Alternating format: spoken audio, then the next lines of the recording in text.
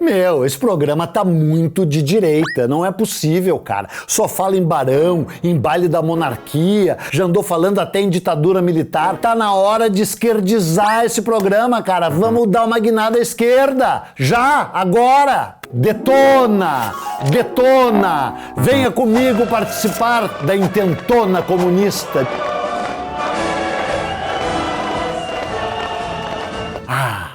Nada como uma democracia liberal para a gente poder atacar a democracia. Então, você sabe, né? Revolução de 30, daí a Revolução Constitucionalista de 1932 em São Paulo, quando São Paulo exigiu que o Brasil tivesse uma nova Constituição, afinal o Vargas tinha rasgado aos pedaços a Constituição de 1889. Sim, o Brasil teve uma Constituição em 1889 e ela durou até a Revolução de 30. Em 30 não teve mais Constituição, 31 também não, 32 os paulistas se revoltaram, em 33 teve uma Constituinte e em julho de 1934 foi promulgada a nova Constituição.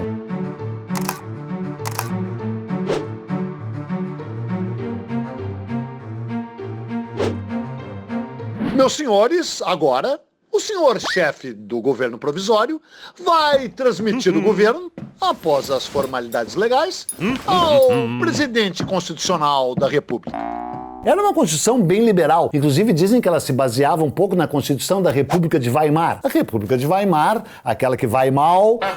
Piada horrível, né? Você sabe o que foi. Foi aquele período desde o fim da Primeira Guerra na Alemanha até a ascensão do nazismo. Inclusive dizem que foi a liberalidade dessa Constituição de Weimar que permitiu o surgimento e depois a ascensão do nazismo.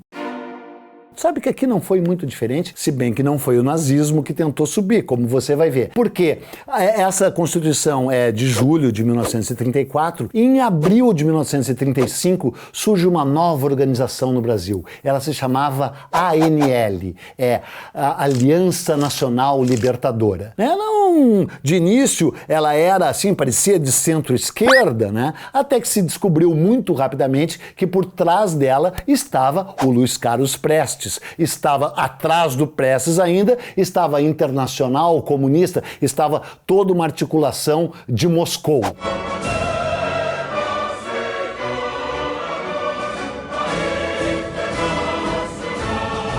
Mas sabe quem era o porta-voz? Quem foi o porta-voz? Quem foi o cara que anunciou para o Brasil o surgimento dessa Aliança Nacional Libertadora? Um jovem estudante de direito chamado Carlos Lacerda. Palavras de Carlos Lacerda, especialmente para esta gravação. Do passado de um povo levantam-se vozes que ecoam no seu futuro. Ele mesmo, o cara que ia virar depois o maior anticomunista da história do Brasil, o cara que foi muito responsável pelo suicídio de Getúlio, que foi muito responsável pela queda do governo João Goulart, que foi bastante responsável pelo golpe militar de 1964. Ele começou a sua carreira política como um cara muito ligado ao comunismo. Nunca tive medo dos comunistas, sou contra o comunismo. Interessante, não é mesmo? Então, quando surge a Aliança Nacional Libertadora, nesse março de 1935, ele anuncia para o Brasil e para o mundo, quiçá, de que havia uma organização de esquerda pronta para lutar pela tomada do poder no Brasil, porque a democracia permitia que se lutasse pela tomada do poder. Ele não diz quais eram os métodos que iam usar. Em breve descobriríamos quais eram os métodos. Mas parece que o Getúlio descobriu antes, porque pelo surgimento dessa organização, ele conseguiu fazer com que em abril de 1935, mais especificamente no dia 4 de abril de 1935, o Congresso aprovasse a Lei de Segurança Nacional. Se tu parar para pensar, né, como é que eram os anos 30, especialmente 1935, tu vai ver que estava o franquismo já, o ovo da serpente do franquismo já em plena gestação na Espanha. Em seguida ia surgir lá a Guerra Civil Espanhola. O nazismo já em quase completo domínio da Alemanha. O fascismo do Mussolini também efervescendo na Itália. E o Stalin, o maravilhoso, fantástico, inigualável Stalin, no poder lá na União das Repúblicas Socialistas Soviéticas, às quais, evidentemente, o Luiz Carlos Prestes era muito ligado. Então, com essa lei Segurança Nacional aprovada pelo Congresso a pedido do Vargas em abril de 1935, em julho de 1935, a Aliança Nacional Libertadora foi expurgada, foi deixada fora da lei. Mas é óbvio que eles não pararam de agir, porque logo em seguida, no dia 5 de julho de 1935, no qual se comemorava o 13º aniversário do levante dos 18 do Forte, que algum dia falaremos aqui, é o início do movimento tenentista no Brasil, o Carlos Lacerda vai às rádios fazer um discurso em nome de... Se sabe hoje que esse discurso foi escrito pelo Luiz Carlos Prestes, embora lido pelo Lacerda. E nesse discurso ele chama o governo Vargas de odioso governo Vargas, que aliás, de certa forma, nesse período talvez não deixasse realmente de ser odioso, embora viesse a ficar muito mais odioso 2 anos depois, inclusive por causa dessas provocações vindas da esquerda. E ele diz: todo o poder à Aliança Nacional Libertadora, todo o poder a Luiz Carlos Prestes. Luiz Carlos Prestes, você sabe, óbvio, era um capitão do Exército Brasileiro, tinha nascido em Porto Alegre, tinha em 1924 iniciado um levante que acabou resultando na Coluna Prestes, a grande marcha do Cavaleiro da Esperança pelo Brasil inteiro, que algum dia, evidentemente, vai ser tema de algum episódio aqui no Enem. E aí, quando a coluna foi desbaratada, ele fugiu primeiro para a Argentina, não quis participar da Revolução de 30, diz que a Revolução de 30 era uma revolução burguesa, barará, e ele se refugia não, ele estava no exílio, mas ele vai para a União Soviética. Ele fica até 1935, de novembro de 1931 até início de 35 na União Soviética, recebendo treinamento, etc e tal, recebendo o chamado Ouro de Moscou, né, e volta na clandestinidade, volta secretamente para o Brasil em março de 1935. Portanto, ele que está por trás desses discursos do Lacerda, cara, do Lacerda! É inacreditável, né, cara? A história seria uma piada se não fosse trágica, né? Então ele, na clandestinidade, já faz toda essa agitação por trás da Aliança Libertadora Nacional, Nacional Libertadora. E aí, quando a ANL é posta na clandestinidade, eles resolvem então deflagrar a chamada Intentona Comunista de 1935. Ela eclodiu pela primeira vez, foi no dia 23 de novembro de 1935, em Natal, no Rio Grande do Norte, quando militares sublevados, militares de esquerda, é muito legal, cara, porque toda essa sublevação, todo esse protesto vem dos quartéis, vem de militares de esquerda, né? A gente está acostumado a associar militares, com toda razão, inclusive à direita, mas esses eram tenentistas, né, dos anos 20, que haviam na sua trajetória política guinado cada vez mais à esquerda, muito especialmente porque o Prestes de fato era uma figura carismática, era uma liderança que os levou para a esquerda. Então o primeiro levante era num quartel em Natal, em 23 de novembro de 1935.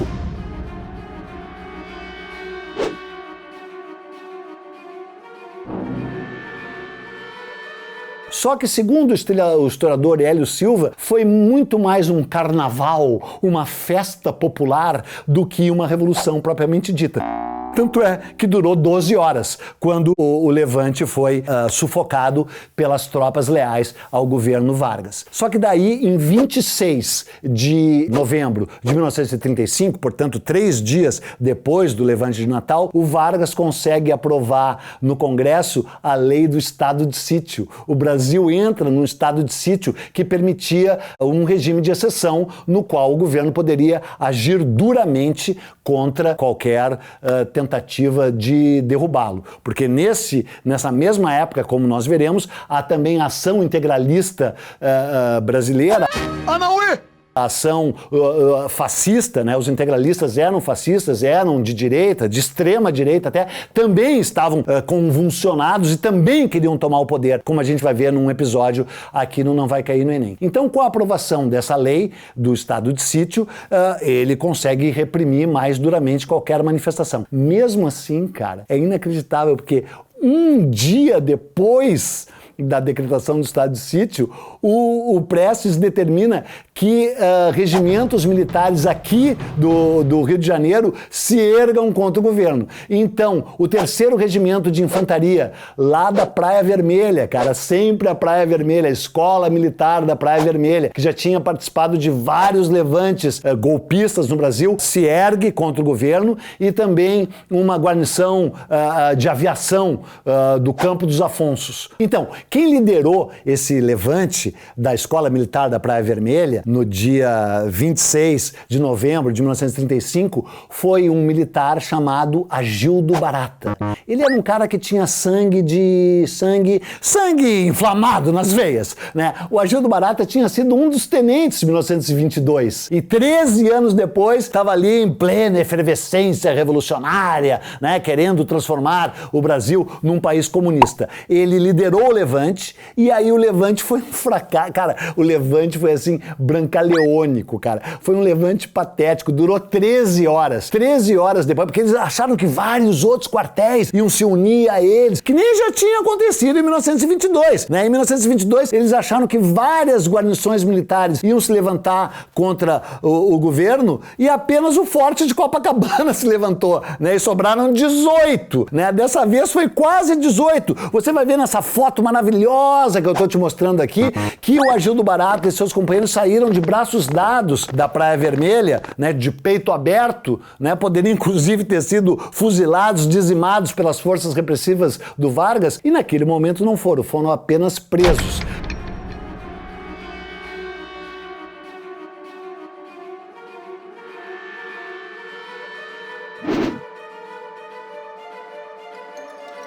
Presos, mas se deram mal demais, né, cara? Porque caíram na mão do Filinto Miller, né? O patrono das armas da repressão policial no Brasil em todos os tempos, um dos maiores repressores, né? Era um cara realmente terrível, um torturador, com vários torturadores a seu dispor. E esses torturadores acabam arrancando do Agildo Barata e de seus colaboradores o fato de que o Luiz Carlos Prestes tinha voltado na clandestinidade para o Brasil. E aí, em março de 1936, numa pequena casinha no Meier, o Prestes é preso.